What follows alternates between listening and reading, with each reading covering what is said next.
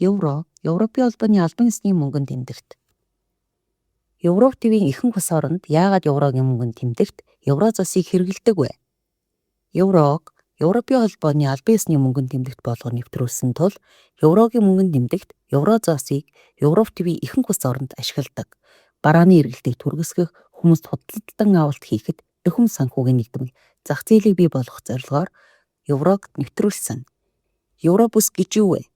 Евро бүс буюу еврогийн нутаг дэвсгэр нь еврог албан ёсны мөнгөнд тэмдэгт болгон баталсан Европын холбооны гишүүн орнуудын нэгдэл хэсэг юм. Европын комисс, Европт зориулсан валют, хэвлэлийн газар 2009.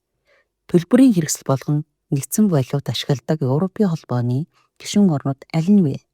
Төлбөрийн хэрэгсэл болгон нэгдсэн валют евро ашигладаг Европын холбооны гишүүн орнууд: Бельги, Кипр, Герман, Эстон, Финлянд, Франц, Грек, Ирланд, Итали, Хорват, Латвия, Литва, Люксембург, Мальта, Нидерланд, Австри, Португал, Словен, Словак, Испани юм.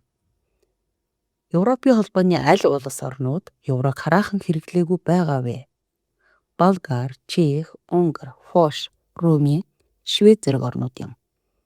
Европын холбооны аль улс онцгой тохиолдлын улмаас еврог батлахад оролцоогүй вэ?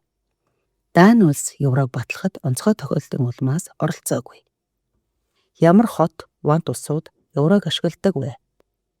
Андорра, Монако, Сан Марино, Ватикан хотууд еврог ашигладаг. Европ дахь мөнгөний бодлогыг ямар байгууллагууд тодорхойлдог вэ? Европ дахь мөнгөний бодлогыг Европын төв банк болон Евросистем тодорхойлдог. Франкфурт хотод төвтэй Европын төв банк нь бүх Европ бүсийн мөнгөний бодлогыг зохицуулдаг. Европын төв банкны үндсэн үүрэг юу вэ?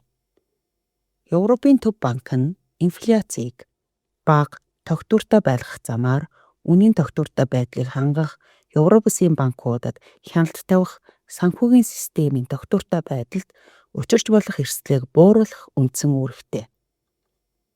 Энгийн иргэдэд Европ бүс ямар ашиг тустай вэ? Эдийн засгийн тогтвортой байдал, тодорхой бус байдлыг багасгах, хөрөнгө оруулалт, ажил эрхлэлтийг дэмжих, Европ бүсийн валютын хашин хэлбэл зэлтэй холбоотой зардал эрсдлийг арилгах ашиг тустай.